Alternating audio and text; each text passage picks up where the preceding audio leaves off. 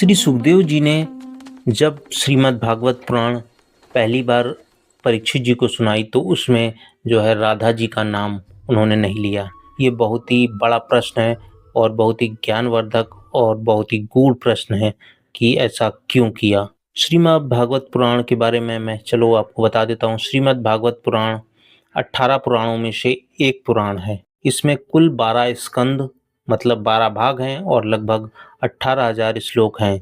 इसमें भगवान श्री कृष्ण की लीला भक्ति और ईश्वर तत्व का अद्भुत वर्णन किया गया है। इस श्रीमद् भागवत पुराण का मुख्य उद्देश्य है भक्तों को सिखाना कि जीवन का सर्वोच्च लक्ष्य केवल भगवान की भक्ति ही है। यह ग्रंथ सिखाता है कि धन मान सुख सब अस्थायी है, परंतु ईश्वर भक्ति ही शाश्वत आनंद का मार्ग है। श्रीमद् भागवत पुराण का मुख्य विषय है सृष्टि की उत्पत्ति का वर्णन और उसका रहस्य, अवतारों की कथाएं, विष्णु के 10 अवतार सहित भगवान श्री कृष्ण की बाल लीलाएं और गीता का सार, भक्त प्रहलाद, ध्रुव, अम्बरीश जैसे भक्तों की कथाएं, भक्ति ज्ञान और वैराग का महत्व। तो भगवान सुखदेव जी जो कि वेद व्यास जी के पुत्र हैं, उन्होंने जब परीक्षित को पहली बार भागवत क्यों सुनाई, जैसा कि कहा गया है कि राजा परीक्षित को श्राप मिला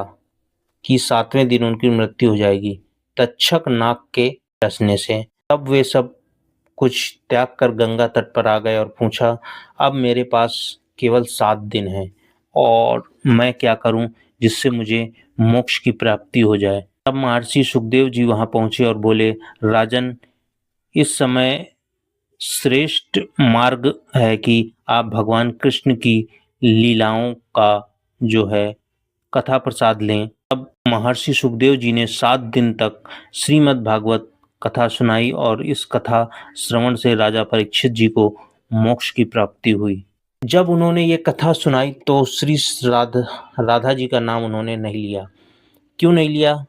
क्योंकि श्री सुखदेव जी जब राधा जी का नाम लेते थे तो वे मूर्छित अवस्था में पहुंच जाते थे और ये भली भांति जानते थे कि मुझे 7 दिन के अंदर श्रीमद् भागवत पुराण जो है उसको समापन करना है और राजा परीक्षित को सुनाना है ताकि उनको मोक्ष की प्राप्ति हो जाए। इस वजह से उन्होंने राधा जी का नाम डायरेक्ट नहीं लिया, उन्होंने घुमा के राधा जी का नाम लिया है। और कुछ संतों का ये भी मानना है कि महर्षि सुखदेव जी स्वयं एक विरक्त योगी थे।